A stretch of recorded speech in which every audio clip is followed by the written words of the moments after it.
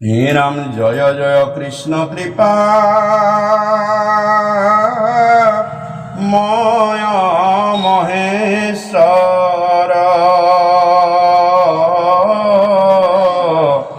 যার আজ্ঞা ক্ষীরে বহে ব্রহ্মারি হর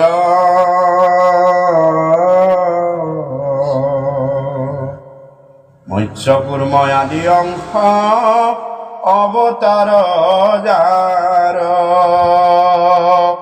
ঈশ্বর কৃষ্ণ কুতি কুতি নমস্কার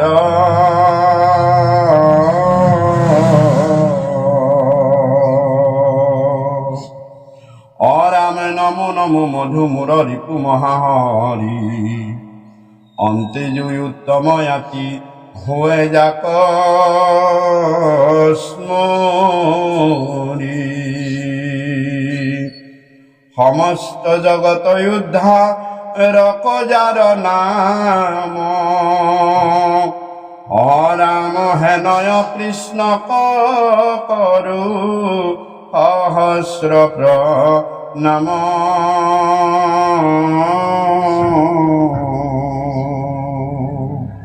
প্রভু ভগবন্ত ভকতর নবনীধি হরিক স্মরণে আরম ভর হোক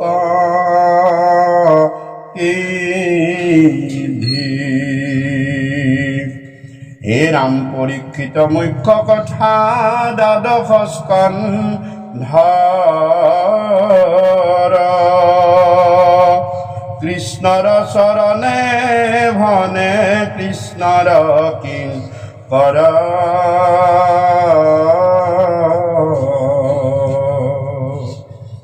হে রাম প্রথম স্কন্ধর পরা দ্বাদশ পর্যন্তে কহিলা রাজাত মহামুনীন্দ্র মহন্তে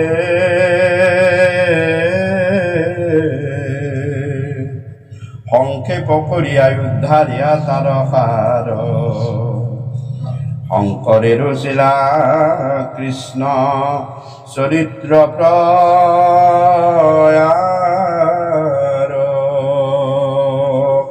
সংক্ষেপ করিয়া উদ্ধারিয়া তার হার শঙ্করের শিলা কৃষ্ণ চরিত্র প্রয়ার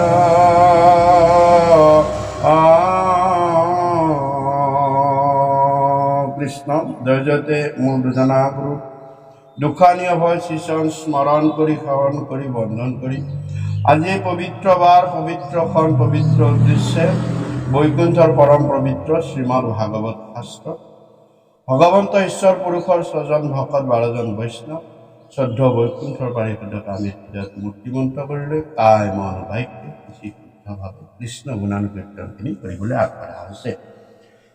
কৃষ্ণ স্থলী বাদ বান্ধৱ মাতৃ সমস্ত কলিযুগত ভগৱন্ত ঈশ্বৰ কৃষ্ণৰ গুণানুকীৰ্তন শ্ৰৱণ কীৰ্তন কৰাটোৱেই হৈছে যে শ্ৰেষ্ঠ যুগ ধৰ্ম, তাতকৈ আৰু বেলেগ যুগ ধৰ্ম নাই।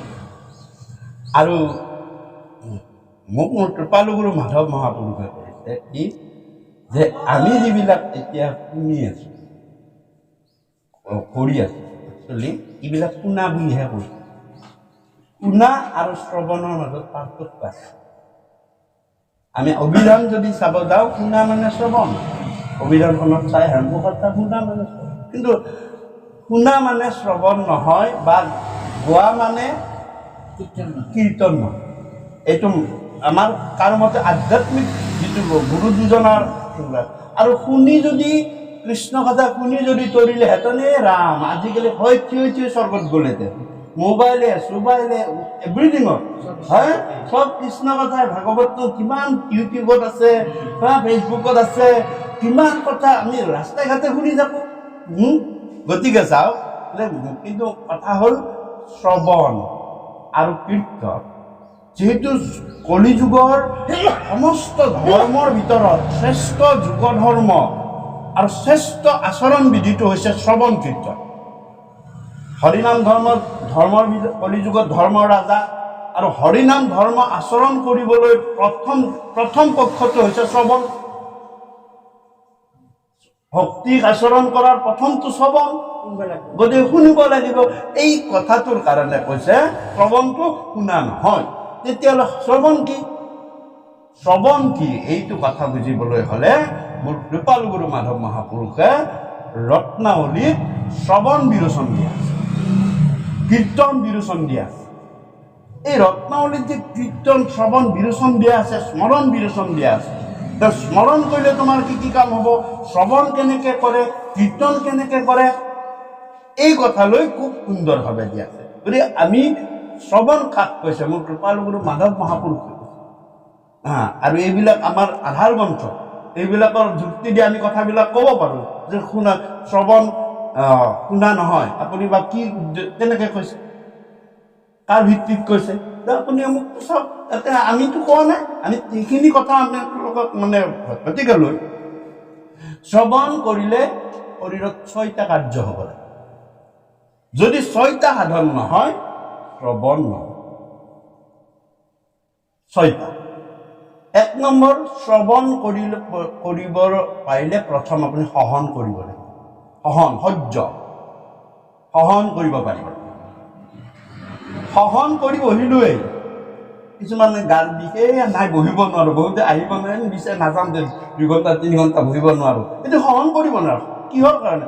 যে শৰীৰটোৱে সহন কৰাৰ কেপাচিটিটো আছে, কিন্তু মনৰ ওপৰত কলীয়া প্ৰভাৱ পেলাই তাক উঠাই পঠায়।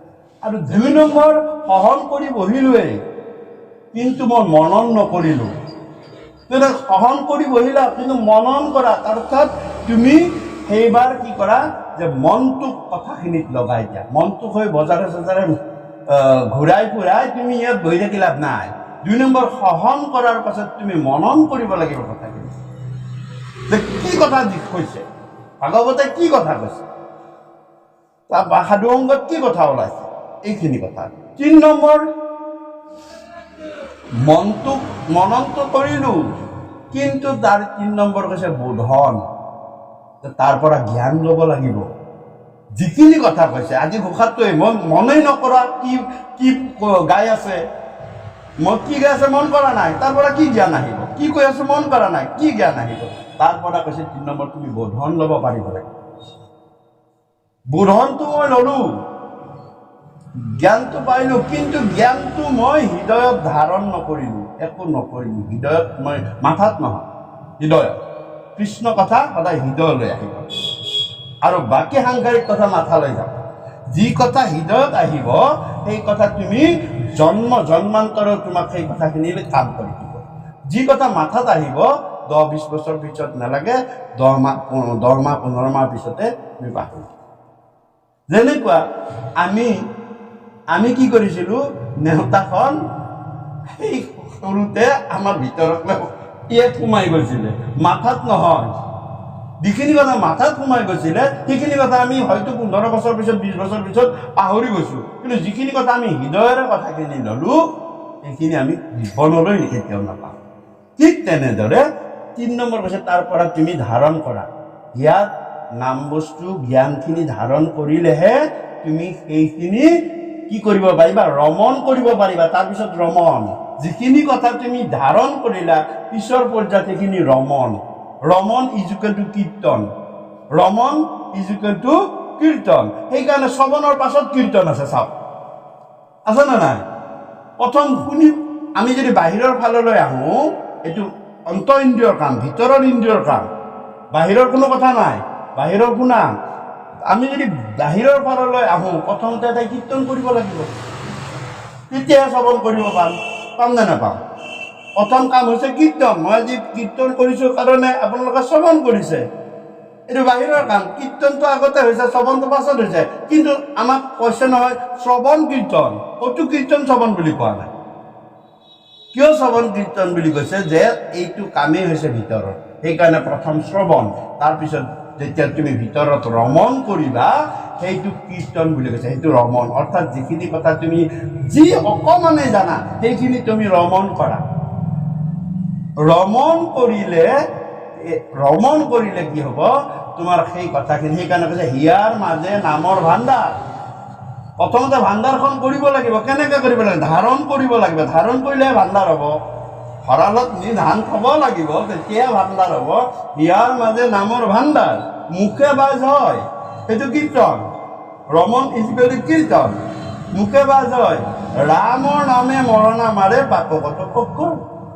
5 নম্বৰত হৈছে কীৰ্তন বা ৰমন, ৰমন বা কীৰ্তন। আৰু 6 নম্বৰ কাৰ্যটো হৈছে হৰণ। যি নামত তুমি ভ্ৰমণ কৰি আছা, সেই নামত সুখে দুখে মুখে লোৱালৈ সেইটো একত্ৰ হৰণ। এক নামত হৰণ, এক নামত এইটোক কৈছে হৰণ। এই 6টা কাৰ্য নহ'লে শ্ৰৱণ নহয়। আৰু নহ'লে তুমি হাজাৰ শুনি থাকা, তোমাৰ সেই কথাই কাম নিদিয়ে। অজামিলে সেইকাৰণে সেই এটা নামত গোটেইখিনি ৰত কৰি কৰি কৰি কৰি কৰি অন্তৰ শ্ৰৱণ। বাহিৰত তেওঁ কি কৈছে একো নীতি নীতি নাই, কিন্তু অন্তৰ শ্ৰৱণ অন্তঃ কীৰ্তন কৰাৰ কাৰণে তেওঁ কৰিছে। গতিকে এই কথাবিলাক কাৰ? এইবিলাক মাধৱ মহাপুৰুষে কৈছে যে তোমালোকে এনেকে ফল নাপাবা, এনেকে ফল পাবা। গতিকে কথা কৃষ্ণ কথাখিনি অলপে হওক, অকণমানে এটা নামে কৰি দিব, খালি সেইটো নামকে তুমি ৰমণ কৰি থাকা, সেইটো কৃষ্ণ সেইখিনি কথাকেই তুমি হৃদয়ত লৈ থাকা। আৰু তাৰপিছত ক'লে কি যে আজি যিটো অনুষ্ঠানটো মানে তাৰ বৈবাহিক শুভ কাৰ্যৰ শুভাৰম্ভ, এই কথালৈ আমি কথাটো কৈছোঁ যে অনুষ্ঠানটো এনেকুৱা যে ব্ৰহ্মাই সৃষ্টি কৰিলে ভগৱন্ত ৰাতে, তেওঁৰ মনৰ পৰা 4টা পুত্ৰৰ জন্ম হয়। মানস পুত্ৰ, তেওঁলোক 4 সিদ্ধ। তেওঁলোকক 4 সিদ্ধক সনক, সনত, সনাতন আৰু সনত কুমাৰ, এই 4 সিদ্ধ চতুষ্ক জন্ম হয়। জন্ম হওঁতে ক'লে যে তোমালোকে সেই কৰা, সংসাৰ কৰা। ক'লে নাই নাই নাই, আমি সংসাৰ নকৰোঁ, আমি সংসাৰ আমি নকৰিম। সংসাৰ নকৰিবা? নকৰিম। আমি সংসাৰ বিৰোগী হৈ আমি ব্ৰহ্ম সাধন কৰিম, এনেকৈ কৰিম। আৰু যেতিয়া ব্ৰহ্ম সাধন কৰিম বুলি ক'লে, তেতিয়া তেওঁ আৰু এটা সন্তানৰ জন্ম দিলে। সেই সন্তানটোৰ নাম হ'ল নাৰদ। নাৰদক ক'লে তুমি এই কৰা, সংসাৰ কৰা। নাৰদো সংসাৰ বিৰোধী। আৰে তোমালোকক মই সৃষ্টিৰ কাৰণেহে কৈছিলোঁ, বোলে নাই নাই মই সংসাৰ নকৰোঁ। তাৰপিছত তেওঁ আন এজন ব্ৰহ্মাৰ ছায়াৰ পৰা এটা সন্তান হ'ল, সেইটো হ'ল কৰ্দম। কৰ্দম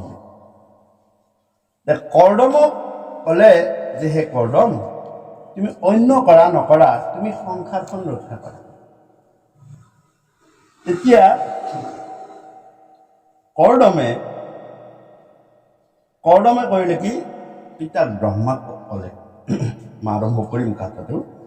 ব্ৰহ্মাক ক'লে হে পিতৃ, মই আপোনাৰ বাক্য মানিম, কিন্তু কথা মই যিহেতু মায়াত পৰিলোঁ, মোৰ দেহটো শুদ্ধ নকৰাকৈ মই সংসাৰ ধৰ্ম পালন নকৰোঁ।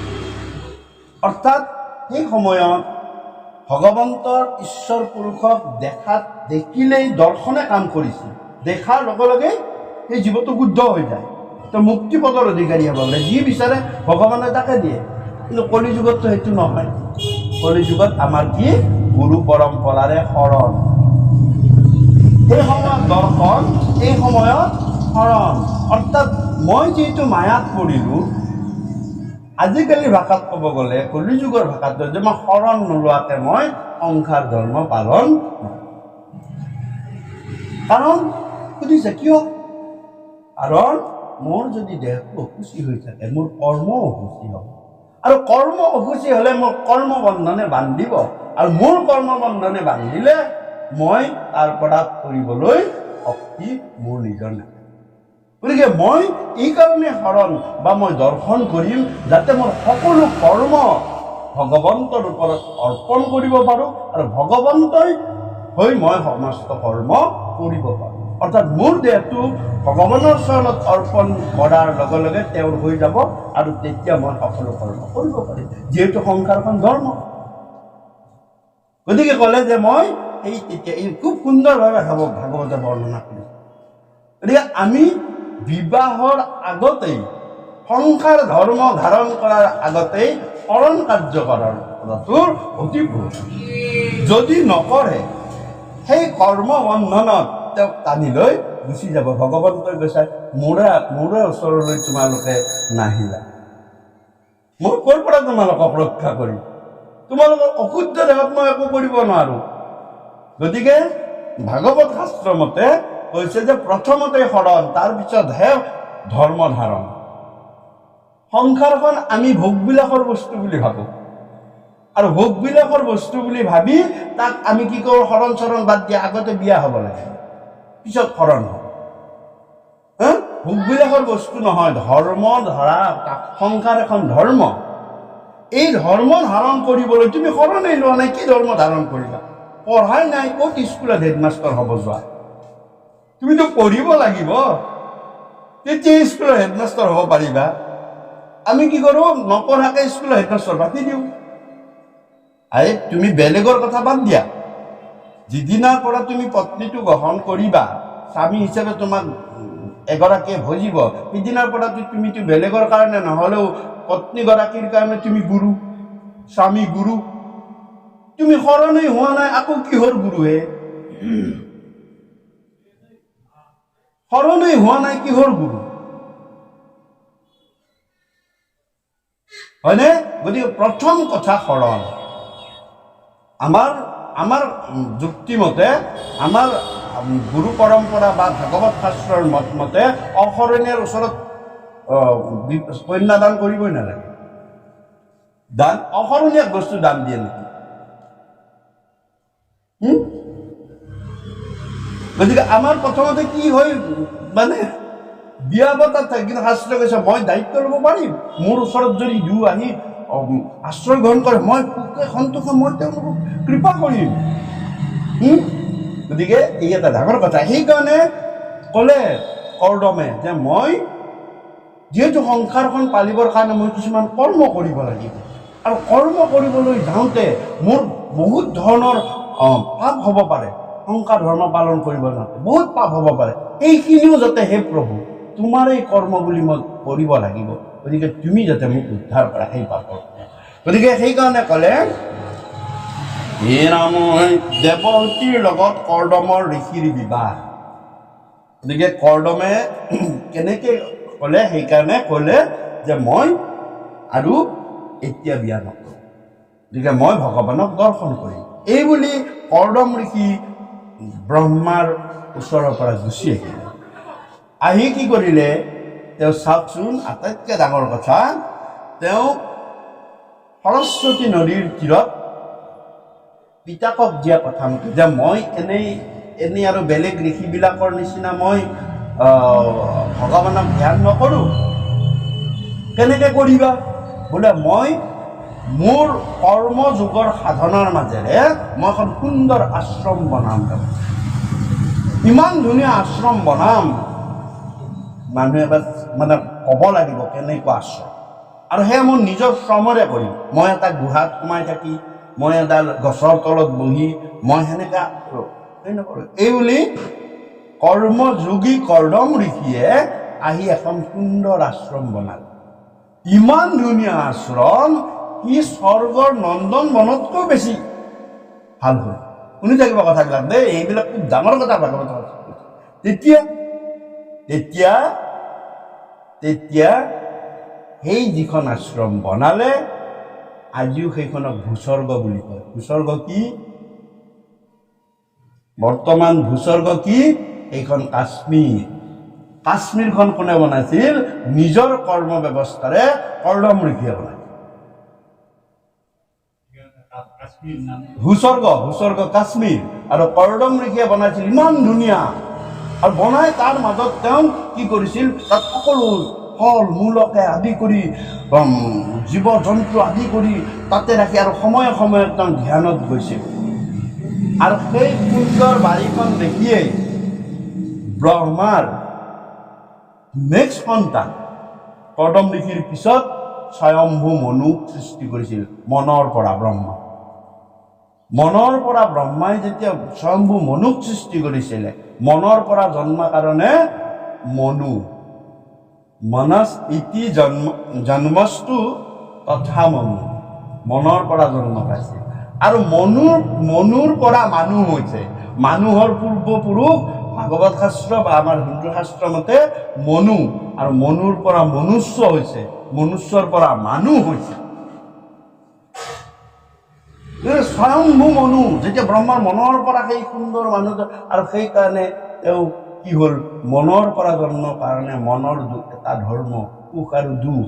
মনটো সুখত থাকে নহয় দুখত থাকে, হয় যে সুখ আৰু দুখ, মানে সেইকাৰণে মনুষ্যৰ সুখ আৰু দুখত নিবৰ্তে, কাৰণ মনৰ পৰা জন্ম।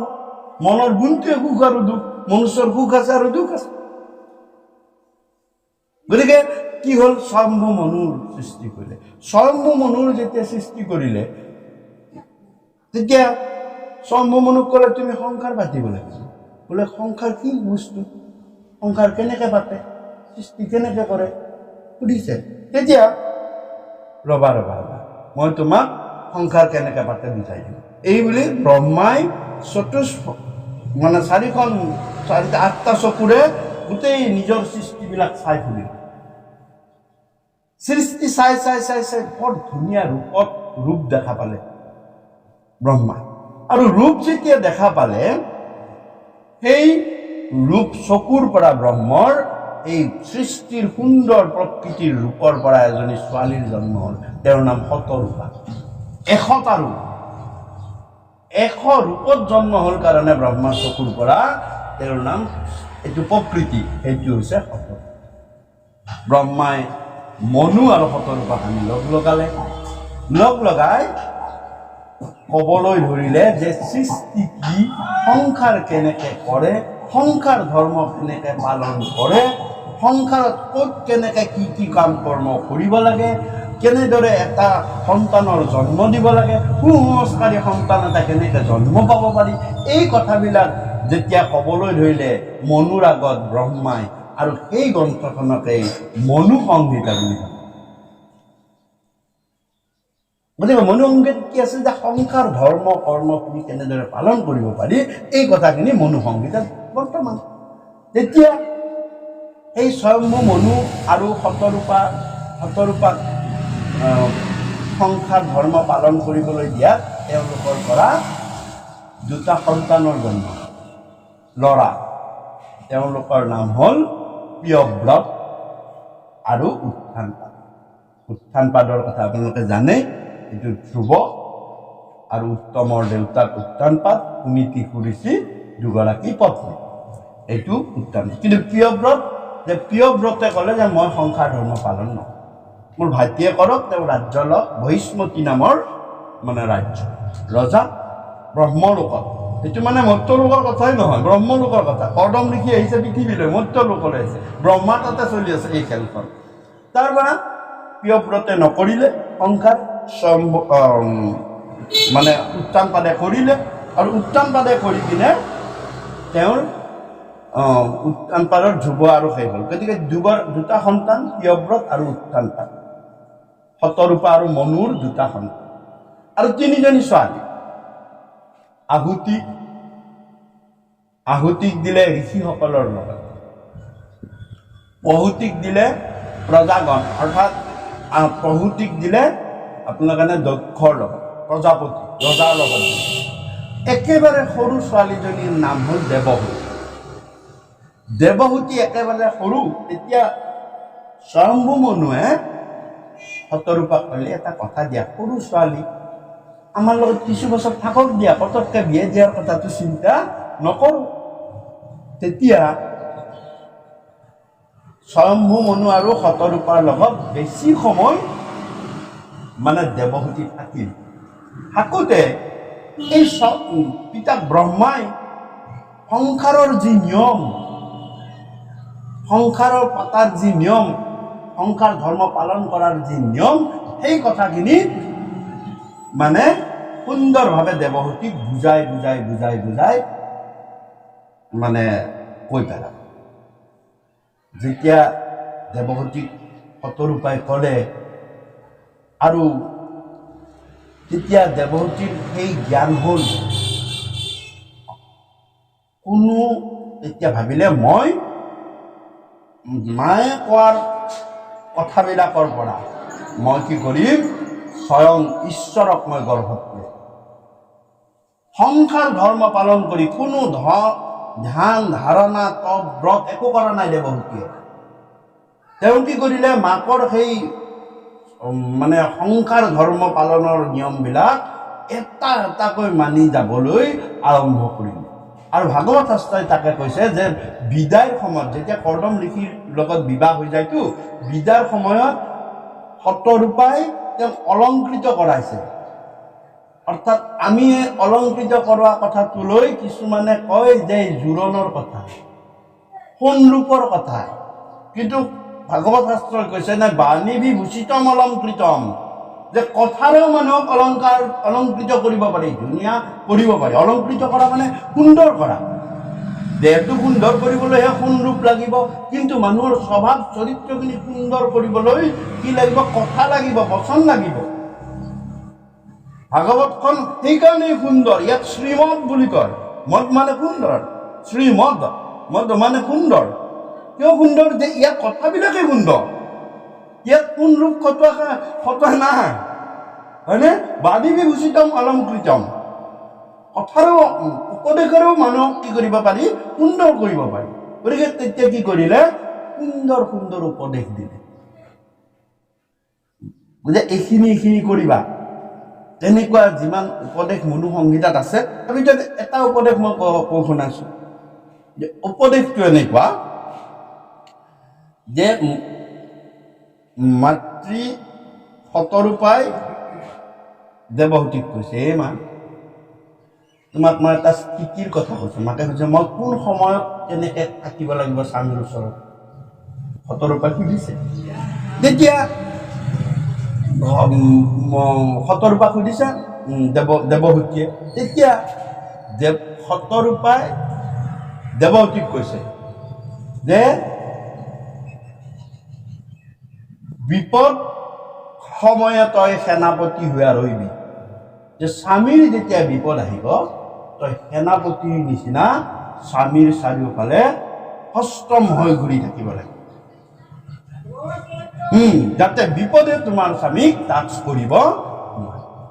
সেনাপতি, ৰাজ্যখনৰ সেনাপতি যেতিয়া কোনোবাই শত্ৰু আক্ৰমণ কৰে যেনেকৈ থাকিব তেনেকৈ থাকিব। 2 নম্বৰ, যে সম্পদ সময়ত তই মন্ত্ৰী হৈ ৰবি, আৰু যেতিয়া সুসম্পদৰ দিন আহিব, ভাল ভাল উপদেশেৰে, ভাল ভাল কথাৰে, ভাল ভাল মন্ত্ৰণা দি, মন্ত্ৰীয়ে যেনেকৈ ৰজাক ভাল উপদেশ দি ৰাজ্যখন চলোৱাত সহায় কৰে, ঠিক তেনেদৰে তুমি সম্পদ সময়ত মন্ত্ৰী হৈ ৰবি। ভোজন সময়ত আই সম হৈবি, যেতিয়া অন্নমুঠি স্বামীয়ে গ্ৰহণ কৰিব সময়ত মাকৰ নিচিনা হবা। মাকে যেনেকৈ দূৰৰ পৰা ল'ৰাটো মানে কিবা আৰু অলপমান ভাল পোৱাটো বেছিকৈ ভাল দিয়ে, বেয়া পোৱাটো নিদিয়েই, কিবা অলপ অসুবিধা হ'লে পানী অলপ সেই কৰি বেছিকৈ দিয়ে। যে ভোজন সময়ত আই সম হৈবি, যেতিয়া ভোজন হ'ব তেতিয়া তোমাৰ অৱস্থানটো, তোমাৰ চৰিত্ৰটো আইৰ নিচিনা হ'ব লাগিব। বিপদ হ'ব তই সেনাপতিৰ নিচিনা উগ্ৰ হ'ব লাগিব। সম্পদ সময়ত তুমি স্থিৰেৰে মন্ত্ৰণা দিব পাৰিবলৈ মন্ত্ৰীৰ চৰিত্ৰটো আহিব লাগিব। আৰু শয়ন সময়ত দাসী হৈ ৰহিব, যেতিয়া শয়ন সময়ত হ'ব তেতিয়া তোমাৰ অৱস্থানটো দাসীৰ নিচিনা, যি কয় যিটো কয় সেইটো কথা শুনিব লাগে। গতিকে আমাৰ কি হ'ল, ল'ৰাখিনিয়ে সকলো সময়ত দাসীৰ নিচিনা ৰাখিব বিচাৰে, আৰু ছোৱালীখিনিয়ে সকলো সময়ত সেনাপতিৰ নিচিনা থাকিব বিচাৰে। কথাটো একেটাই সকলো সময়ত, কিন্তু শাস্ত্ৰই কৈছে নহয়, সময়মতেহে, সময়মতে সেনাপতি, সময়মতে মন্ত্ৰী, সময়মতে দাসী। আৰু বিলাস বিহাৰে তই তেওঁৰ সংগী, যেতিয়া বাহিৰলৈ ফুৰিবলৈ যাব তেতিয়া তুমি তেওঁৰ প্ৰথম সংগী হ'ব লাগিব। কাৰণ সেনাপতি নোহোৱা জেগাত ৰজা সুৰক্ষিত নহয়। গতিকে আকৌ তেওঁ বাহিৰলৈ যাব, তুমি ঘৰত থাকিবা। তেওঁক এটা বেলেগকে ক'ব, এওঁক এটা বেলেগকে ক'ব, কৈ তোমালোকৰ সংসাৰৰ মাজত তুমি যেতিয়া ওচৰত থাকিবা কোনো শত্ৰুৱে তেওঁৰ ওচৰত আহিব চান্স নাপায়। আৰু তোমাকো বেলেগকে ক'বলৈ চান্স নাপায়। বিলাস বিহাৰে তই তেওঁৰ সংগী আৰু বৃদ্ধ বয়সত তই তেওঁৰ অৰ্ধাংগী। যেতিয়া তুমি তহঁতৰ দুয়োটাৰে বৃদ্ধ হবা, তোমাৰো বল যায় আধা থাকিব, তেওঁৰো বল যায় আধা থাকিব, দুয়োটাই লগ লাগিলেহে এটা কাম কৰিব পাৰিবা। গতিকে হে দেৱহূতি, অৱস্থান সম্পৰ্কে তোমাক মই এইটো কথা কলো। গতিকে এই কথাবিলাক, এইবিলাক একোটা একোটা অলংকাৰ। এনেকে 724টা অলংকাৰেৰে অলংকৃত। আৰু সেইবিলাক কথা জানিয়ে স্বয়ং দেৱহূতিয়ে কোনোদিন ধ্যানো কৰা নাই, তপো কৰা নাই, ব্ৰতো কৰা নাই। স্বামী সেৱা কৰি তেওঁ সেই দেৱহূতিয়ে নিজৰ গৰ্ভত কপিল ভগৱানক আনিবলৈ বাধ্য হৈ গ'ল। ভগৱানে স্বামী সেৱাৰ মাজেৰে ভগৱানক পোৱা উদাহৰণটোৱে হৈছে দেৱহূতি। দৈৱকীও কৰা নাই, তপ কৰিছে, 3টা বছৰ তপ কৰিছে দৈৱকী। প্ৰথমতে প্ৰিন্সি নামৰ সতী হৈছে, তাৰপিছত আহি অদিতি হৈছে, অদিতিৰ পাছতহে দৈৱকী হৈ কৃষ্ণক গৰ্ভত ধাৰণ কৰিছে, তপ কৰিছে। কিন্তু একমাত্ৰ দেৱহূতি যিয়ে স্বামী সেৱাৰ মাজেৰে স্বয়ং ভগৱানক গৰ্ভত লৈ আহিলে। এই কথাৰে দেৱহূতিৰ লগত কৰ্দমৰ বিবাহ। সেই কৰ্দম ঋষি যিয়ে কৰ্মযোগী, কেনেকেনো বিবাহ? দেউতাকেনো কি চাই ছোৱালীজনীক দিম? হে ৰাম নম নম ভগৱন্ত কপিল ঈশ্বৰ, সাংখ প্ৰৱৰ্তক তাপহাৰী, জগতৰ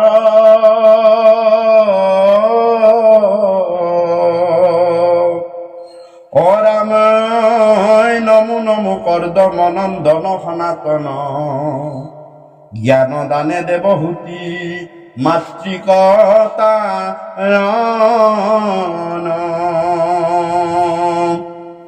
এ শুনিলা পূৰ্বত হবে নৰ নাৰী ছয়, অৰাম বৰাহ বিষ্ণুৰ লীলা ৰসৰয়া লয়। ও যেন মতে পুত্ৰ আখি ভৈল কৰ্দ মৰ,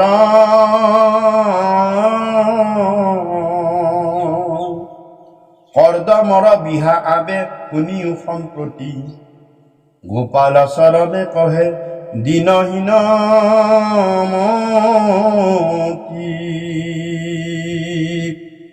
হে ৰাম বিদুৰ বদতি গুৰু মোহৰ আগত,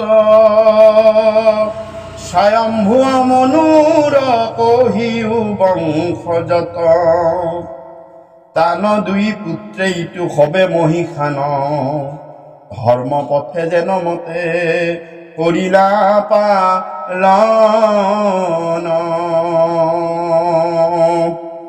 আৰু কহিয়া সাজিতো তাহাৰ নন্দিনী, কৰ্দমৰ জায়া দেৱহূতি সুলভ খনি।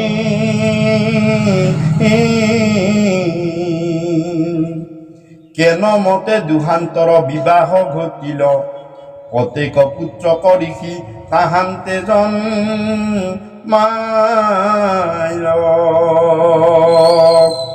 এহি সব কথা মোৰ শুনিবা কমন, কহিও করুণা করিবা পথপু ধন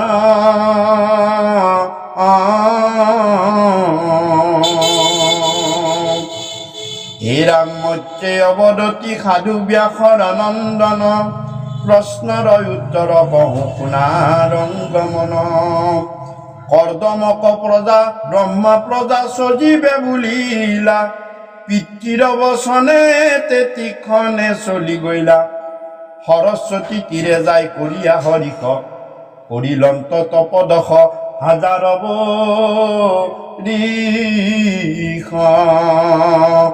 ভক্তি ভাবে দ্রব্যে পূজা করিলন্ত যত পাছে তুষ্ট হইয়া দেখা দিলা ভগবন্ত।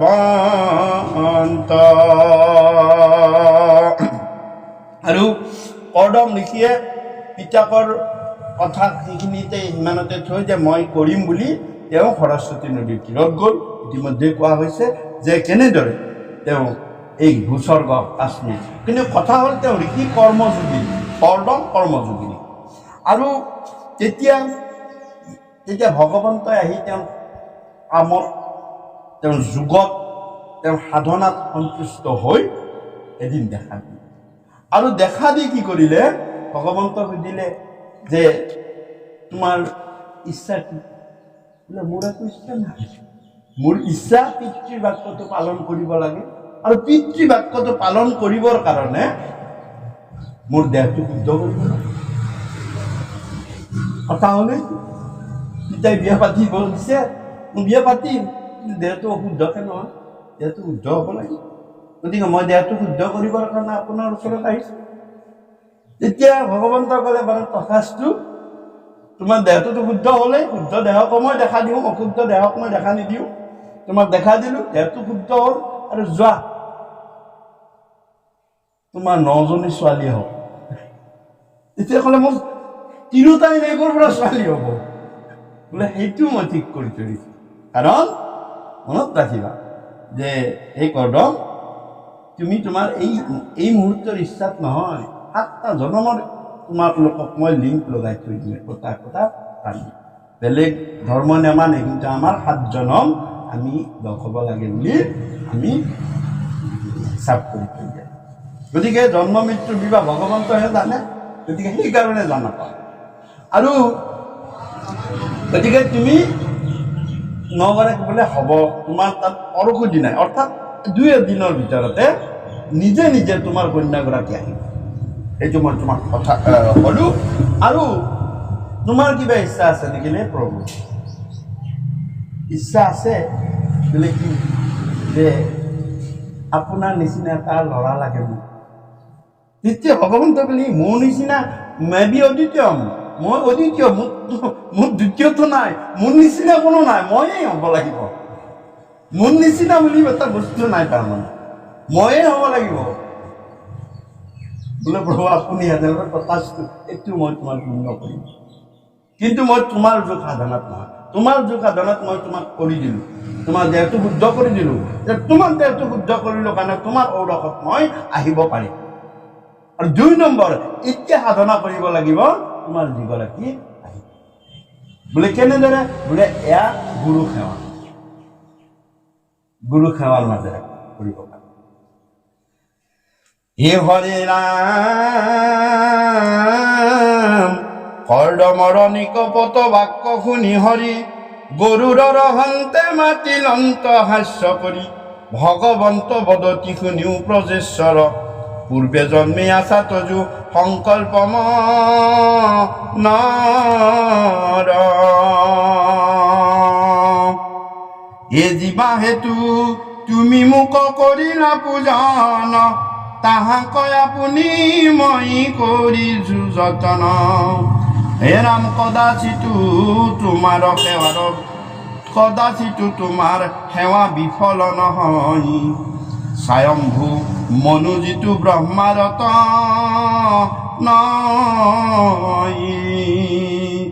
লোকত প্ৰখ্যাত মোৰ ভক্ত মহাসন্ত ব্ৰহ্মাৱৰ্তে থাকি হবে পৃথিৱী পালন্ত শতৰূপা ভাৰ্যা সমেতেহে ৰংগ মনে পৰশুই আশীবন্ত তজুদৰ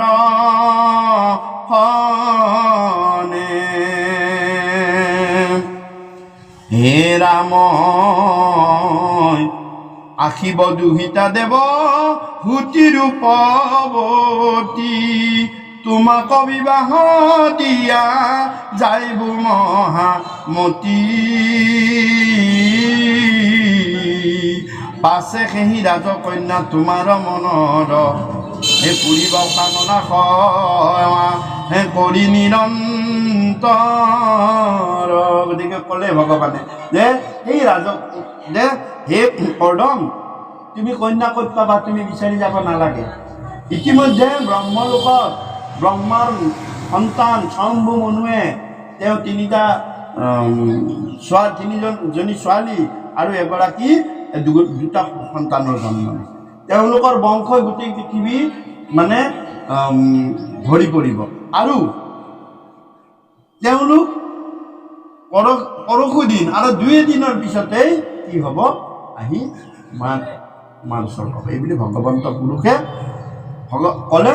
আৰু তেওঁৰ সেৱাত তুমি সন্তুষ্ট, তেওঁৰ সেৱাত তুমি কি হ'বা, যে মই সন্তুষ্ট হ'ম, স্বামী সেৱা কৰিব আৰু মোৰ এটা সন্তান, তোমাৰ তাতে সন্তানৰ জন্ম, এই বুলি ক'লে। হে ৰামই মহাদেৱে তানে গৰ্ভে তজু বীৰ্যে হৈব জাত, মহাশক্তি ৰাজ কন্যা জগতে প্ৰখ্যাত, মই নিজ অংশ দেৱহূতিৰ গৰ্ভত, হে তজু বীৰ্যে জন্মি প্ৰকাশিব সাংখ্যমত, তুমিও সন্ন্যাসধৰি কৰিভূত দায়া, সমস্ততে মুখ দেখি তৰিবা মায়া, এহি বাক্য কৰ্দমক বুলি ভগৱন্ত, এই বিন্দু সৰোবৰ হন্তে চলিয়া গৈলন্ত, ঊৰ্ধ্ব দৃষ্টি কৰ্দময়া সন্ত প্ৰেম চাই, গৰুৰত চৰি ৰংগে গৈলন্ত গোসাই, শুক্লমূৰ্তি ধৰি যেবে গৈলা কৃষ্ণ কৃপাময়, এ ৰাম আত পৰে যেন হইলা শুনি উনিৰ নয়, হে পৰশুই কোনদিনা হৈব উপগত, কৰ্দম ৰহিলা এহি চিন্তিয়া মনত, পাছে মনু সুবৰ্ণৰ ৰথত চৰিয়া, ভাৰ যাদু গীতা কৰংগে তাহাঁত তুলিয়া, হে ৰাম বৰক বিচাৰি পৃথিৱীক পৰ্যন্ত, পাছে যাই কৰ্দমৰ আশ্ৰম দেখিনন্ত,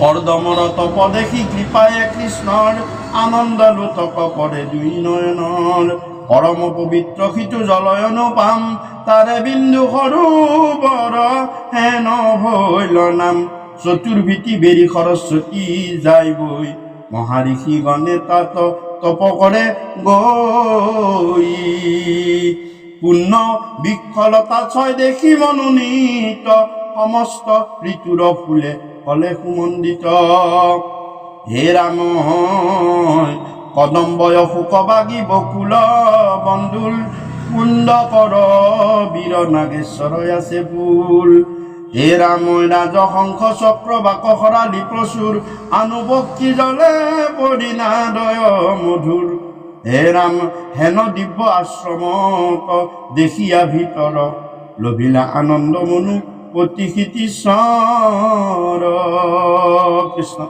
আৰু ভগৱন্তৰ আদেশ, ভগৱন্তৰ ইচ্ছাতেই ইফালে স্বয়ম্ভু মনুৱে পত্নী শতৰূপাক কৈছে যে এটা কথা, এই ছোৱালীজনীক লৈ এবাৰ পৃথিৱী পৰ্যন্ত ব্ৰহ্মলোকৰ পৰা পৃথিৱীক লৈ যাওঁ বোলা, ভাল দৰা পালে দি দিম আৰু, বৰ বিচাৰি মানে ব্ৰহ্মলোকৰ পৰা এখন ৰথত উঠি আহিছে। আহি তেওঁলোকে যেতিয়া হিমালয় দেখিছে, হিমালয়ত সৰস্বতী নদীৰ তীৰত ইমান ধুনীয়া ফুলনি, ইমান ধুনীয়া বাৰী, ইমান ধুনীয়া, এইখন কি স্বৰ্গৰ নন্দন বননটো ধুনীয়া লাগিছে। এই ভাল বাৰী এখন দেখিলে, ফুলনি এখন দেখিলে সকলোৰে ৰাস্তাৰে যোৱা মানুহৰ চকু যায় নহয়, এইখন কাৰ বাৰীয়ে? আমাৰ সেইটো আছে বাৰু, বুৰঞ্জীতো আছে এইটো, মোমাই তামুলীৰ বাৰীখন দেখি মানে ৰজাই বৰ ভাল পাইছিল, তেওঁ তামুলী ফুকন পদটোৱে দি দিছে। তেওঁৰ বাৰীখন দেখিয়ে ৰজাই যাই থাকোঁতে, মানে আহোম ৰজাই, তেতিয়া মোমাই তামুলীৰ মানে সুন্দৰ বাৰীখন দেখিলে, ফুলনিখন দেখিলে, এই ইমান ঘৰখন যদি ইমান পৰিপাটিকৈ ৰাখিছে, তেওঁ ৰাজ্যখনো পৰিপাটিকৈ ৰাখিব।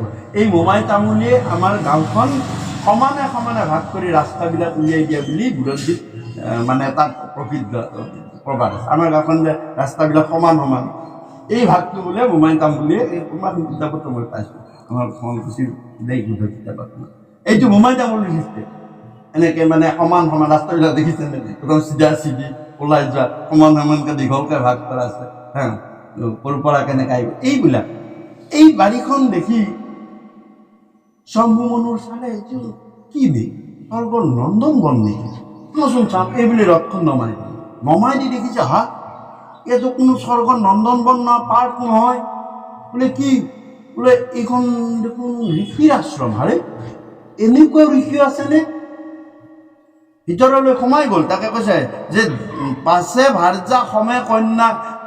ভাৰ্যা কন্যা সমে তথা দেখিলন্ত অগ্নি পূজা সাংগ কৰি ঋষি বহিছন ভিতৰত যদি সোমাই যায় কোনো ৰজা চজা নাই এজন ধুনীয়া কৰ্মযোগী ঋষি এজন সুস্বাস্থ্যৱান ঋষি এজনে অগ্নি পূজা শেষ কৰি তেওঁ মানে বহিছে আৰু এইজন ঋষি কৰ্মযোগী এইজনে ধ্যানত ভগৱানক পাওক নাপাওক মই কৰ্মযোগী কাৰণে মোৰ ছোৱালীজনী ইয়াত দিম মোৰ ছোৱালীজনী দুখত নপৰে এলেহুৱাৰ ওচৰত কোনেও ছোৱালী দিব নিবিচাৰে কি এলেহুৱা এই কি কাম কৰে যদি কামেই নকৰে নিদিলে ছোৱালীজনী এটা কাম বন নাই কাম কথা হ'ল কৰ্মৰ কোনো বিচাৰ নাই কিন্তু কি কাম কৰিবতো লাগিব যদি শুই ঘুমাই কথাই গোটেই দিনটো কোনে দিব এনেকুৱা যে কৰ্মযোগী ঋষিজন দেখিলে দেখাতে নাই মই এওঁতাক মোৰ এই নুমলীয়া ছোৱালীজনীক বিয়া দিম এই বুলি তেওঁৰ মনটো গুচি গ'ল হে ৰামই দীৰ্ঘ দেহা চক্ষু দুই পত্ৰ নয় মাথে দিব্য জতাশয় জ্বলন্তে আশয় হেন কৰ্দমক মনু দৰ্শন পাই নম্ৰভাৱে সমীপ চাপিলা পাছে যায় চৰণত পৰি প্ৰণামিলা মহামতী কৰ্দমে বুলন্ত হৌক হৰিত ভকতি আশীৰ্বাদ কৰি দ্ৰব্যে কৰিলা পূজন স্বয়ম্ভু আসনে বহিলা ৰংগমন মুনি পাছে মাধৱৰ আদেশ স্মৰীয়া বুলন্ত বচন নিপতিক প্ৰশংসিয়া শুনা নৰদেৱ মই জানিলো নিশ্চয় হৰিৰ পালন শক্তি তুমি মহাশয়ী এতেকে দুষ্ট কবধা সন্তক পালনে ৰথে চৰি ফুৰা তুমি পৰম যতনে যেবে তুমি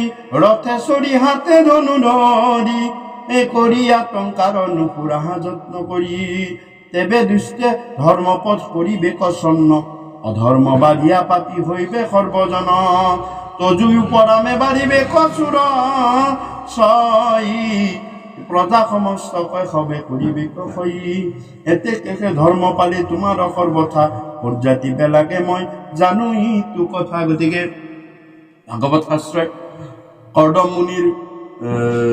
কৰ্দম মুনিৰ মানে কথাৰে ৰজাৰ ধৰ্ম প্ৰকাশ কৰিছে ৰজাবিলাকে এঠাইতে বহি দিছপুৰতে বহি থাকিলে নহয় অলপ ঘূৰা কৰিলে অন্ততঃ বেলেগ নহ'লেও ৰাস্তাকেইটাতো ভাল হ'ব হয় নে নহয় প্ৰজাৰ মানে উপকাৰ হয় চোৰ ডকাইতে দুদিনৰ কাৰণে হ'লে অলপ ভয় খায় গুলি চুলিছে যেতিয়া সেই কৰে গতিকে ৰাজাসকলক কৈছে যে অকল মানে তাতে বহি নাথাকি সেই কৈছে কৰ্দমে কৈছে কাক কৈছে শম্ভু মনুক কৈছে যে তোমাৰ নিচিনা ৰজাই এইকাৰণে পৃথিৱী ঘূৰি ফুৰা যাতে চোৰ-জোৰৰ উপদ্ৰৱ নহয় প্ৰজা যাতে শান্তিৰে থাকিব পাৰে আৰু তোমালোকৰ ভয়ত যাতে মানে দুষ্ট অসন্ত অসাধুবিলাকে যাতে পলাই পতন দিব পাৰে সেইকাৰণে তোমালোকে ঘূৰাটো ধৰ্ম ৰাজধৰ্ম গতিকে এই ধৰ্ম তুমি পালন কৰিছা আৰু এইখিনি কথাত মই সন্তুষ্ট হৈছোঁ গতিকে তাৰপিছত কি ক'লে হে ৰামই নিকল্পতভাৱে তাত সাদিও নিশ্চয়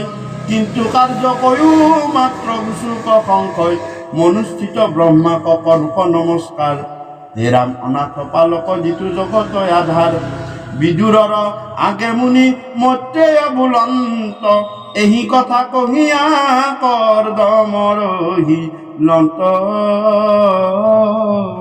গতিকে এইদৰে কথা কৈ কৰ্দম থাকিল আমাৰ সৃষ্টিত এটা কথা নহয় এতিয়া দুইটা ভাই হয় ন নহয় হয়নে কৰ্দম আৰু শম্ভু মনু দুইটা ভাই একে বাপকে নহয় হয়নে কিন্তু সৃষ্টিৰ বাতৰিত একোকি দৃষ্টি এটা অংগৰ পৰা ওলোৱা এজন আন এটা অংগৰ পৰা ওলোৱাৰ লগত ভাই ভাই নহয়। ব্ৰহ্মাই যাৰ পৰা সৃষ্টি কৰিলে তাৰ পিছতহে ভাই ভাই হ'ব। যেনেকুৱা প্ৰিয়ব্ৰত আৰু মানে উত্তানপাত দুয়ো ভাই ভাই। এই তিনিজনী ভনী মানে প্ৰভূতি আহুতি দেৱহূতি, কিন্তু আগত ব্ৰহ্মাৰ পৰা যিবিলাক সৃষ্টি এককী দৃষ্টিৰে সৃষ্টি হৈছে। এককী দৃষ্টি, এটা অংগৰ পৰা এটা মনৰ পৰা মনু হ'ল, ছায়াৰ পৰা হৰদম হ'ল, আঙুলিৰ পৰা দক্ষ হ'ল। এই যিবিলাক সৃষ্টি হয় এইবিলাক হৈছে এককী দৃষ্টি। চকুৰে চাই থাকোঁতে এটা ধুনীয়া ছোৱালী হ'ল, এইবিলাক এককী দৃষ্টি। ইয়াত ভাই ককাৰ সম্বন্ধ নাই, শাৰীৰিক সম্বন্ধৰ ইয়াত কোনো কথা নাই। আনকি আটাইতকৈ ডাঙৰ কথা, পিছত যিবিলাক কথা ভাই ককাই দেখোন, ভাই ককাৰ মাজত কেনেকুৱা বিয়া হ'ব, এইবিলাক আমাৰ কাৰণে, এই সংসাৰ ধৰ্মৰ কাৰণে। হে ৰাম বিদুৰৰ আগে মুনি মৈত্ৰেয় বুলন্ত, এই কথা কহিয়া কৰ্দম ৰহিলন্ত, আপোনাৰ গুণ কীৰ্তি শুনি মুনিৰাজ, মাথা চপৰাই মনে লভিলন্ত কাজ। হে হৰিনাম পাছে মনু কৰ্দমক বুলিলা বচন, শুনা ব্ৰহ্মা ঋষি মোৰ বাক্যে দিয়া মন, তোমাৰ আমাৰ এইটো সম্বন্ধ দুটয়, পূৰ্বে আকৌ ঘটাইছে প্ৰভু কৃপাময়, মুখ হন্তে হৰিয়াগে সজিলা ব্ৰাহ্মণ, মহাজিতেন্দ্ৰিয় তপবিদ্যায়ে সম্পন্ন, তাৰা পালিবে প্ৰভু লাগি প্ৰভু ভগৱন্ত, আমি হব ক্ষত্ৰিয়ক পাছে সজিলন্ত, ক্ষত্ৰিয় ব্ৰাহ্মণ দুইটো প্ৰৱেশিলা হৰি, দুইৰো দ্বাৰা দুইকো ৰক্ষা কৰা লীলা কৰি, তজু দৰ্শনে মোৰ গুচিল সংশয়, জাতো মহাধৰ্ম হব কৰিলা নিৰ্ণয়, আনন্দে লভিলো আনন্দ আজি দেখিয়া তোমাক, মাথায়ে ধৰিলো আজি চৰণ ধূলা। এই ব্ৰাহ্মণ আৰু ক্ষত্ৰিয় সৃষ্টিৰ কথা ক'লে। আৰু হে ৰামই মূৰত মুহূৰত দুহিতা এহি দেৱহূতি নাম, বাঞ্ছা কৰে প্ৰতি সৰ্বগুণে অনুপাম, পুত্ৰীয় কাৰণ বুলি এই শংকা নোযোৱাই, জাতো আন আশ্ৰয় প্ৰসিদ্ধ দুই ভাই। এটা কৈছে, কি কৈছে গম পাইছেনে? যে কৈছে যে হে কৰ্দম, শম্ভু মুনিয়ে কৈছে যে তুমি ঋষি ব্ৰাহ্মণ, তোমাক ৰক্ষা কৰিবৰ কাৰণে ভগৱন্তই মোক ক্ষত্ৰিয় হিচাপে জন্ম কৰিছে, মই ৰজা। আৰু জানাই নহয় আমাৰ মাজত সম্পৰ্কটো আছে, তোমাক ৰক্ষা কৰিব মোৰ দায়িত্ব আছে, আৰু তুমি আমাক ধৰ্ম জ্ঞান শাস্ত্ৰ জ্ঞান দিয়াৰ তোমাৰ দায়িত্ব আছে। গতিকেলৈ তুমি এটা কাম কৰা, মোৰ একেবাৰে নুমলীয়া কন্যা এগৰাকী এই ছোৱালীজনীক তুমি বিয়া, কিন্তু এটা কথা দিয়া, তুমি ভয় কৰিব নালাগে। কি বুলি কৈছেনে? তুমি ঘৰ জোৱাই হ'ব নালাগিব। ইয়াতে এটা শব্দ দেখিছে, চাব, শব্দটো হৈছে পুত্ৰী আকাৰণ বুলি শংকা নোযোৱাই। পুত্ৰী আকাৰণ, পুত্ৰী কাৰণ, পুত্ৰী কাৰণ মানে হৈছে ঘৰ জোৱাই। কিয়? ঈশ্বৰ শাৰীতে কৈ দিছে যে পুত্ৰী অকাৰণ বুলি শংকা নোযোৱাই। তুমি ভাবিব নালাগে মোৰ ছোৱালী জাতো আন আশ্ৰয় প্ৰসিদ্ধ দুই ভাই, যে মোৰ ৰাজ্যখন চলাবলৈ তুমি নালাগে, তুমি ঋষি। আৰু এওঁৰ দুটা ভায়েক আছে, গতিকে তাৰে ভিতৰত কোনোবা এটাই ৰাজ্য চলাব। তুমি মোৰ ৰাজ্যত গৈ ৰজা হবৰ প্ৰয়োজন নাই। হে ৰাম জয়খানি নাৰদৰ মুখে তজু, জয়খানি নাৰদৰ মুখে তজু গুণগণ, শুনিলো তই খানি হন্তে তোমাতে সেমন, এতেকে কৰিয়া বিহা দেও ৰংগ কৰি, তজু গুণ ৰূপ অনুৰূপে পৰম সুন্দৰী, সত্যে আপুনি যিটো আছে ভাগ্য ছয়, তাক নিবাৰণ কৰিবাৰ যোগ্য নয়, বিৰক্ত খবৰ এইটো ভাল নুহি কয়, বিষয় ৰাগিৰ কোনো কি কৈবে নাগয়, অনায়াসে আশে দ্ৰব্যতা কয় অনাদৰি, পাছে যায় কৃপণত খোজে যত্ন কৰি। গতিকে মই তোমাক মোৰ ফালৰ পৰা প্ৰস্তাৱটো আগবঢ়াই দিম। কৰ্দম ঋষি মানে দৰা ঘৰক ছোৱালী ঘৰে প্ৰথম প্ৰস্তাৱ আগবঢ়াই দি দিম। কোনে দিলে? স্বয়ম্ভু মনুৱে কৰ্দমক প্ৰস্তাৱটো দিলে মোৰ ছোৱালীজনী তোমাৰ তাত বিয়া দিম। এ হৰি ৰাম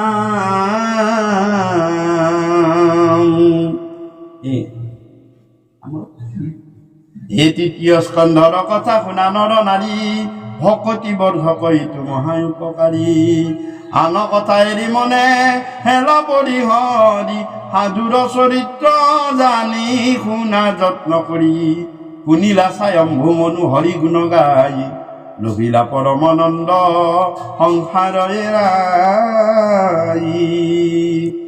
এতেকে কলিত যিটো হোৱা ধীৰমতি, শ্ৰৱণ কীৰ্তন কৰি লভিও ভকতি। হে নমো নমো কৃষ্ণ মুকক কৃপা কৰিও ক, শ্ৰৱণ কীৰ্তনে সমে সাধু সংগ হৌক। এই সাধু সবু মোক এই আশীৰ্বাদ কৰি, ডাকচাৰি নিৰন্তৰে বোলা হৰি হৰি।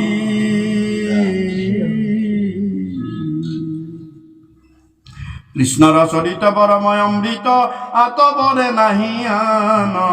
কোটি কোটি যজ্ঞ জপ তীৰ্থ দান, যেনো কোনো হে সমান। কৃষ্ণ গুণ নাম ধৰ্ম অনুপম, আকসাৰ কৰি ধৰা। আন দেৱ ধৰ্ম দূৰতে তেজিয়া, কৃষ্ণ তভ কোটি কৰা। অহি তত্ত্ব জানি চিন্তা চক্ৰ পানী, অনাদৰীয়া নকাম। কৃষ্ণৰ কিংকৰে ৰচিলা শংকৰে, ডাকি বোলা ৰাম ৰাম।